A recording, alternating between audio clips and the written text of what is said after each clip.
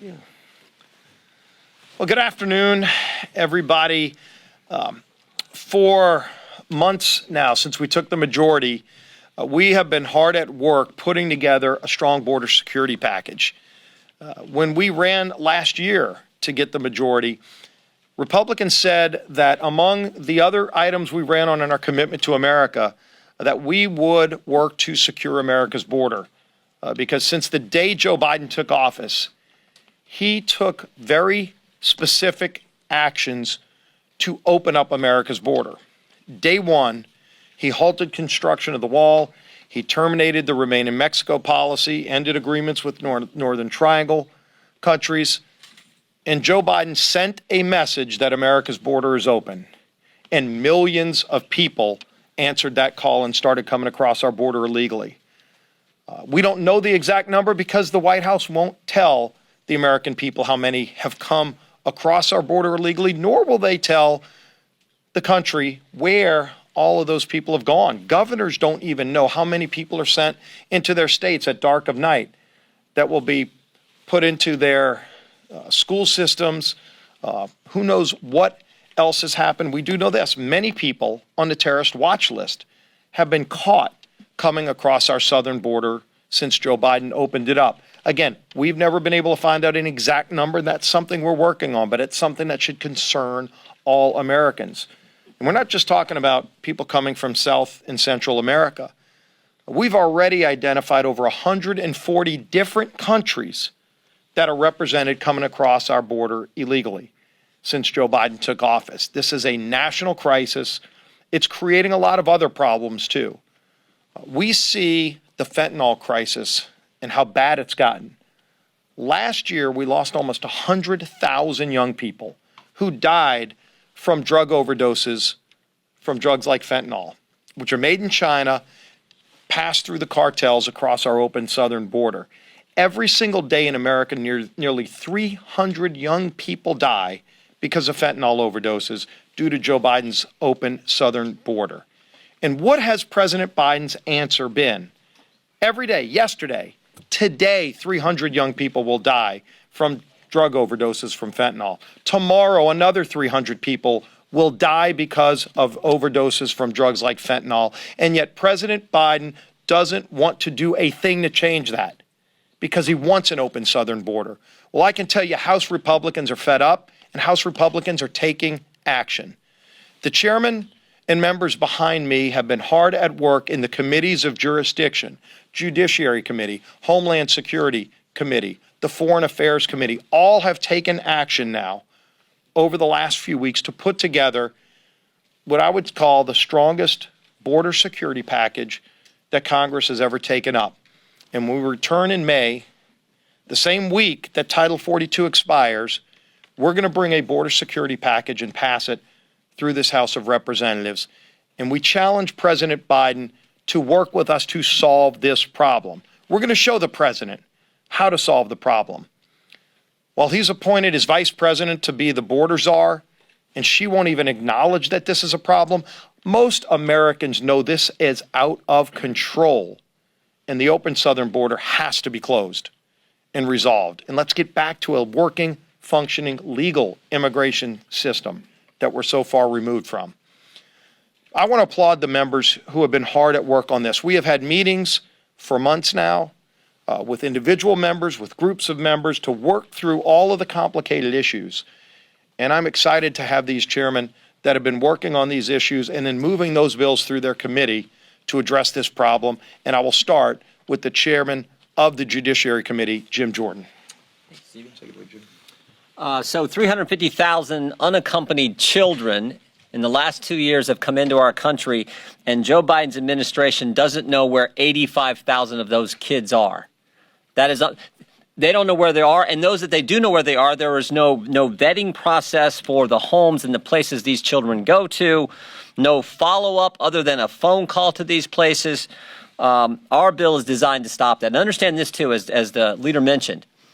This is the result of intentional policies this administration has started from day one. As Steve mentioned, day one, they said no more wall, no more remain in Mexico. You get to our country, you're going to be released somewhere into the country. So we put together what we believe is the strongest immigration enforcement legislation ever.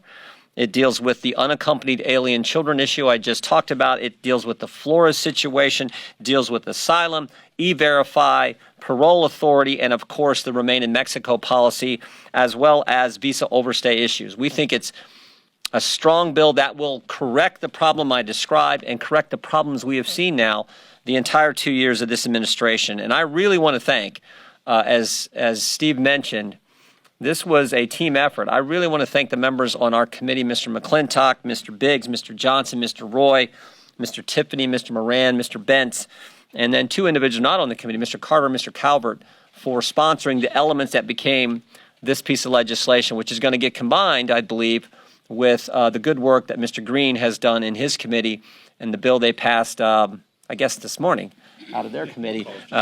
And Mr. McCall, whose bill passed yesterday as well. So that's what we're going to have, and we're going to be on the floor, as the leader mentioned, in a couple weeks, and take that first step into getting control of our border that hasn't been under control at all for this administration. With that, I'll yield to the chairman of the Homeland Security Committee, Mr. Green.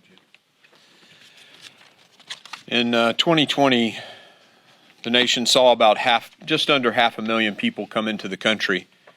In 2021, almost 2 million. 4 times the year prior. If you look at the last 2 years of the Biden administration and add all the numbers up, the 5 million encounters, the 1.4 million gotaways, you put it all together, we're talking well over 6 million people, more, by the way, than many states' population, like 25 state populations, by the way. It's greater than all of the folks who came in under President Obama and President Trump, 12 years combined in just 2 years. What happened? Well, we didn't cut the budget. We didn't suddenly decrease the size of Customs and Border Patrol. What Joe Biden and Alejandro Mayorkas did is they did away with 89 policies of previous presidents. That was the difference. They allowed the return agreements with other countries to completely expire, so that ICE has no way to send people back home because the agreements have expired. This was intentional. And when I got the gavel, we came in, we took a bunch to the border with boot camp, and we had a hearing on the border where we learned that Chief Ortiz admitted that Secretary Mayorkas' statement that we had operational control of the southern border was a lie. And we do not have. In fact, he went on to say 5 of our 9 sectors of our southwest border are under the control of the drug cartels. That's the chief of the Border Patrol. These decisions made by Joe Biden and Alejandro Mayorkas have facilitated the drug cartels using a strategy of overwhelming the crossing sites, tying up Customs and Border Patrol, and then sliding the drugs around them in the thinned out rural areas. And when Merrick Garland agreed to that in front of the Senate, the Secretary Mayorkas was asked, do you know about this strategy? And Secretary Mayorkas said, no, I didn't know any. The Secretary of Homeland Security doesn't know the major strategy of the drug cartels. He admitted it in the United States Senate. Well, we made a commitment to secure our border. And you heard about Jim's bill this morning at 3 a.m. The Republican members of the Committee of Homeland Security, Michael Guest is my vice chair, and so many others, culminated the work of several months of stubby pencil, backroom work, figuring out just the language that would get the job done and deliver for the American people, and we did that. And there are many aspects to this bill. We took the money that hasn't been spent. We're going to build 900 miles of wall. We're going to clear cedar and Chorizo cane that's blocking the view of Border Patrol. We're going to take care of those Border Patrol agents. 17 suicides in a force of 17,000 because they're overwhelmed with this open border. Mr. Biden care? No. He didn't care. They even made fun of them and denigrated them, knowing full well that those men weren't whipping those migrants. We have the proof now, by the way. There are many other aspects: technology, license plate readers, authorizations for the Border Patrol to do things they need to do their job. And it has been an honor to work with the members of this committee. I owe it to every single member. We owe it to every single member of this committee for doing the hard work that they've done. And it's been an honor to work with them and get that bill done. And if I seem a bit pressured, it's because we were up till 3 a.m. getting it done. Oh, yeah. But right there with Chairman McCall, who is with us also. I'd like to turn it over to my vice chair and a great American from Mississippi, Mr. Guest. Make no mistake, our border is broken. This administration has been unwilling or unable to secure the southwest border. Statistics show FY21, under President Biden, we set a record of 1.9 million encounters along our border. Last year, FY22, we shattered that record with more than 2.7 million encounters along the southwest border. And now in FY23, we are expected to break that once again with a number that is projected to exceed over 3 million. And that number is projected before Title 42 expires 2 weeks from today. Additionally, we know that drugs smuggled across our borders are killing young people at an alarming rate. And our Border Patrol agents are experiencing a crisis of morale. Secretary Mayorkas, as Chairman Green spoke of moments ago, continues to deny the crisis that exists on our border, even as his chief of patrol recently testified before Congress that 5 of the 9 sectors along the southwest border were not secure. House Republicans are stepping in to fill that gap of leadership created by the inactions of this administration. This legislation will hire thousands of new agents. It will pay retention bonus to frontline officers. We will invest in new technology. We will construct hundreds of miles of walls and barriers, and we will support our local and our state partners. The time to act is now, and Republicans must lead this fight. The fight to secure our border, the fight to support the hardworking men and women of law enforcement, and the fight to stop the flow of illegal drugs coming into our communities that are killing young Americans. I promise you, I pledge to you that as Republicans, we will not back down from this fight, that we will bring this legislation to the floor, and that we will combat the failures of the Biden administration. At this time, I would like to introduce to you my friend from the great state of Texas, the Chairman of Foreign Affairs, Chairman McCall. Thanks, Leader. Jim, great work on judiciary, and we're up till, 3, 4 o'clock in the morning? Yeah. Good work. Good work. Look, I'll speak plain talk. I've dealt with this issue for 20 years in Congress. Prior to that, I was a federal prosecutor. I had as U.S. Attorney, the border in my district. My first bill 20 years ago was to end catch and release. And here we are 20 years later, same policy.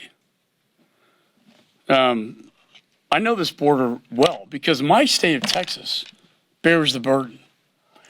My state has appropriated $4.5 billion just this session to deal with a federal government issue.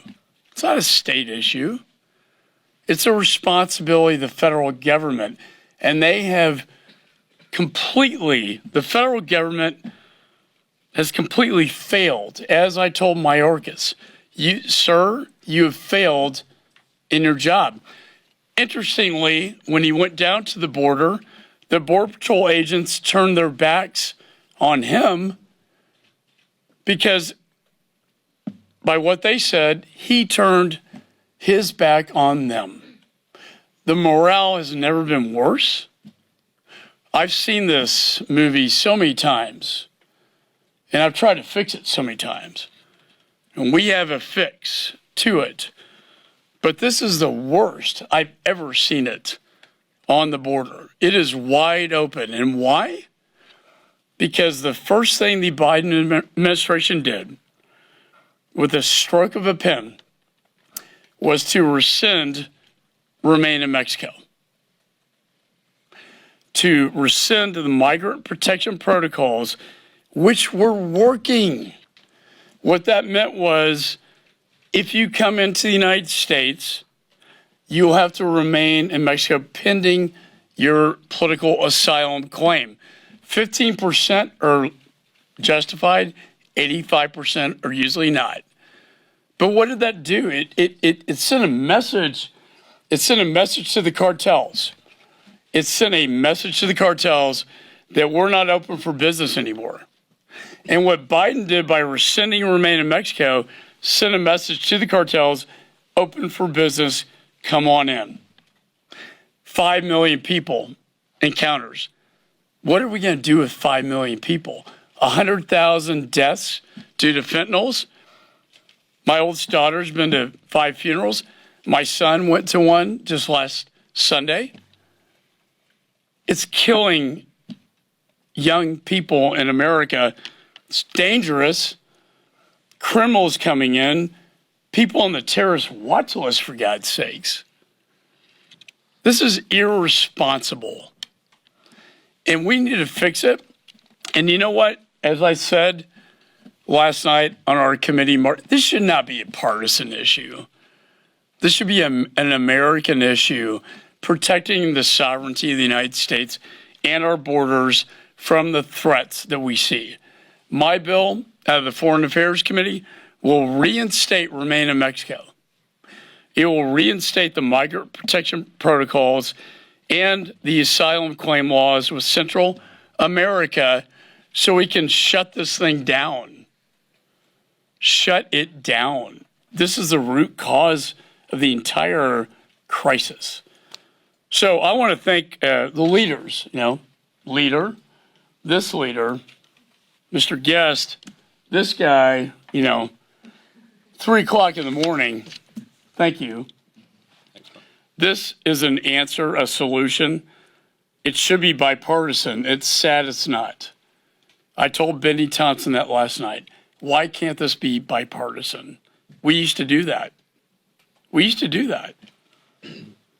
But this is going to be the Republican solution to the problem. Thank you. With that, we'll be happy to take some questions. Yeah. Thank you. Are you confident that you would have 218 votes on the floor if you bring this to the floor next month? Well, our members have been very interested in having us bring a border security package to the floor. Since we ran on this last year, and especially since we took the majority, obviously our members want to know what the final product is. And so we've been working for months to put that together.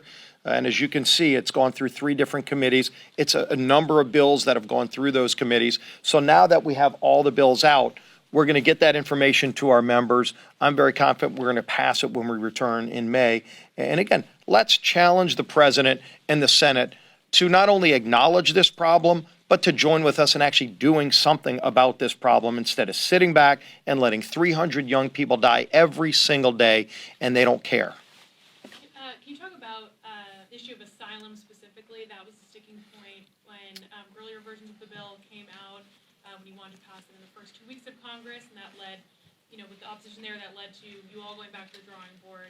How did you find agreement there, or are there still sticking points? Yeah, we had a lot of meetings with our members that are most interested in the details of this, both on the committee and off. I'm going to ask Chairman Jordan to come up and talk about it, but I was in all of those meetings and watched people like Chip Roy, Mario Diaz-Balart, Carlos Jimenez, Tony Gonzalez, Tom McClintock, all coming together and figuring this out and saying, how do we address this problem?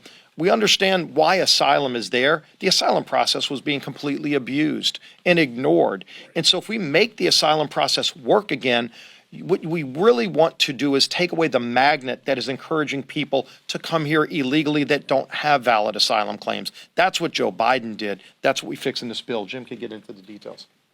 Well, I would just add, we want quicker adjudication, as the leader talked about, of those asylum claims, and the legitimate ones that Mr. McCall referenced, truly, eligible for asylum, we want them to get that in a faster time frame. So what our legislation says is you come to the border, you file your asylum claim. If we have space for detention, we will detain people while that's being evaluated. We think that'll move it quicker. And if not, then they will be returned to their home as they await their claim. That makes sense. That's consistent with the MPP policy that was in place in the prior administration, the language that's in Mr. McCall's bill.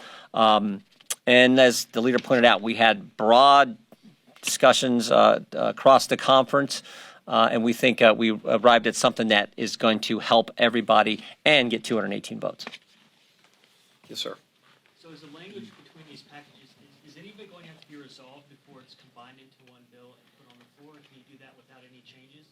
Yeah, we could package it all together. If you watch what we did with the Lower Energy Costs Act, it's probably a good model for how we're handling this. There were almost 20 different bills on what ultimately became H.R. 1. So what we did is take all the different pieces that came out of multiple committees, all dealing with lowering energy costs, and then put them into one package, H.R. 1, and you put them in different titles based on which piece they're addressing of that. Here, in this case, all fall under the category of border security, but 3 different committees with a number of different bills addressing all of these different problems, and so we'll pull them all together into one piece of legislation. Yes, ma'am.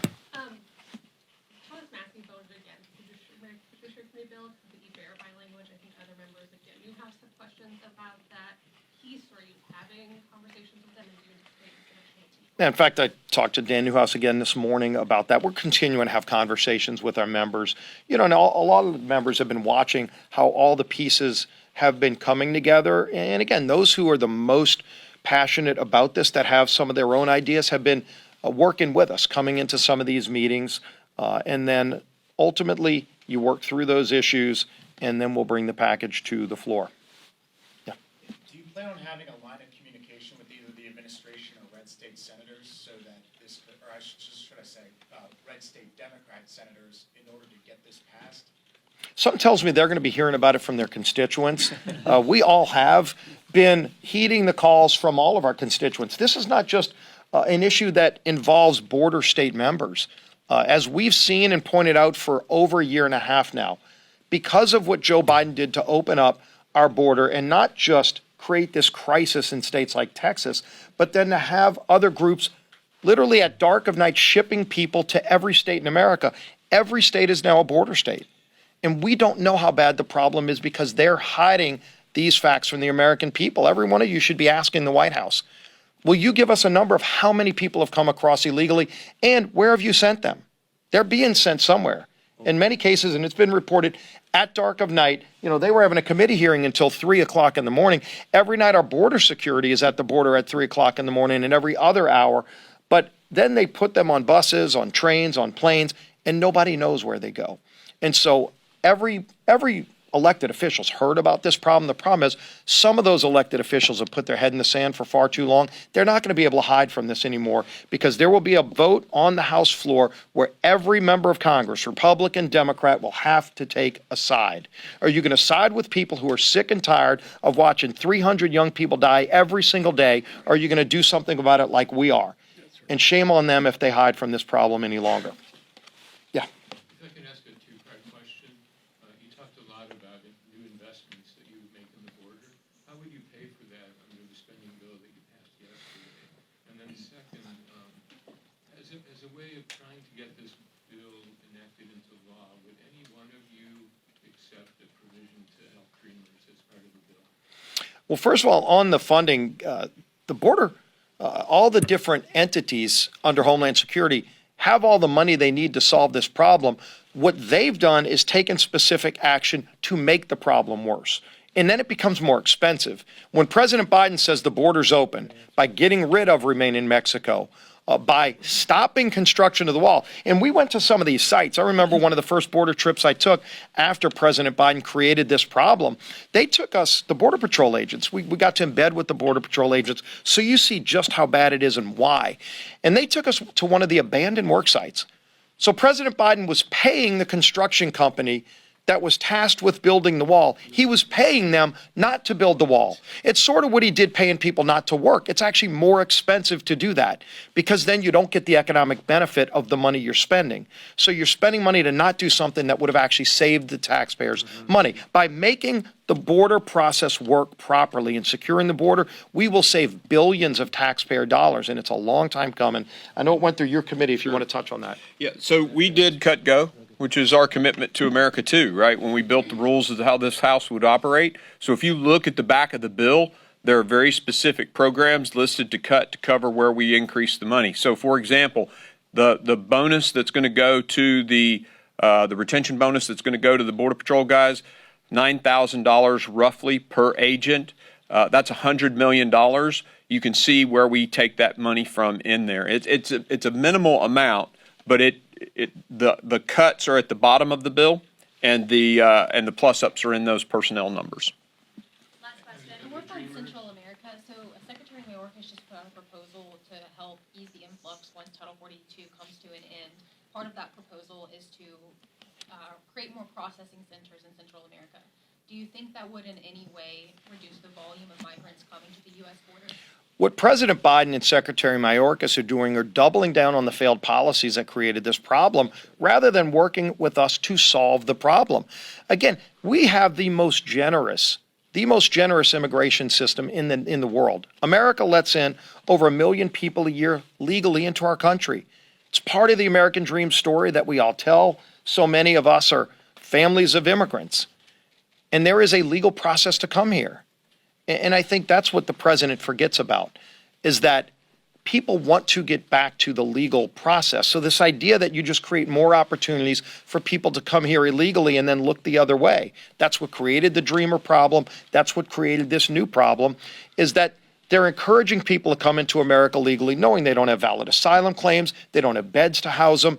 There's no mechanism when they send them to other states to take care of those folks. They don't care about those people. They're just bringing them here for some political agenda, and then they don't care what happens to them after, but they have no plan for them. What we're saying is let's get back to the legal system that should be working for everybody. Everybody should know what the rules are to come to America, just like any other country. Other countries have limits on how many people come into their nations, and their numbers are a lot lower than ours. Name a nation that's close to us. Over 1 million people a year we let in legally every year. The more you incentivize people, the bigger the wave will be. And all the processing centers do is provide more incentive. Oh, the door's even more open. All I got to do is get a coyote from the drug cartel to fill out my CBP1 app for me. I'm sure they're paying another little extra fee to get that done. Every single thing Alejandro Mayorkas is doing is to speed more people into this country. You take a look at his budget. It's intentional. They cut CBP and put billions more into a contingency fund to bring more people into the country. This is intentional. And the drug cartels are seizing the day to get more fentanyl in here and make more money. And you ask the parents of that little baby, how many of you have children, was crawling around on the floor of a VRBO in Florida. The tenant before had fentanyl. The little baby was dead. Every single American is at risk for these ridiculous open door policies. Well, we've had enough. And these bills and the men that have done, and men and women who've done the work to put this together are saying no more. And I do want to make this point before the final question, because we haven't talked about this yet. Today, we've talked about this in other settings, and I think all of you know this. However much it gets covered, it's not enough. What President Biden has done to open up the southern border has created a multi-billion-dollar industry for the drug cartels of Mexico. President Biden is providing billions of dollars to the drug cartels in Mexico, who now have operational control over our southern border. Every American ought to be outraged about that, and by the way, most are. And not only are they getting a multi-billion-dollar windfall, the drug cartels, what they're doing to these young kids. We've seen it, the rapes, the human trafficking, not only the deaths. 300 deaths a day should be enough, but all of the other things that they're doing to these young kids they're bringing across as they're making billions of dollars off of the trafficking is disgusting. Joe Biden ought to be disgusted about it. The thing is, Joe Biden can do something about it. He created this problem. He needs to work with us to solve this problem. Last question. I know a number of members of the GOP conference believe that Mr. somehow. Does House leadership have a position on that? What we have said is all options need to be on the table, but we need to get the facts out. And these committees have been doing a great job of getting the facts out as they've been writing these pieces of legislation that are critically important. So we've been working on two fronts. One is legislating, which is a very critical piece of our job in the majority, but the other is the oversight and accountability part. And the good news is all of these committees have been doing both. They've been having hearings to get more facts, and let's let the facts lead where they may. We haven't limited in any way what they can go and find out or what happens once we find out all the facts, but we're also taking the lead to legislate to fix this problem. And if the people that are there aren't fixing it, which they're not, Secretary Mayorkas has said over and over again the border's secure. Joe Biden has said the border's secure. Kamala Harris has said the border's secure. Every American knows the border's not secure. And so it's about time they start shooting straight with the American people. But we're not going to sit back and try to play that charade they are. We're actually working to fix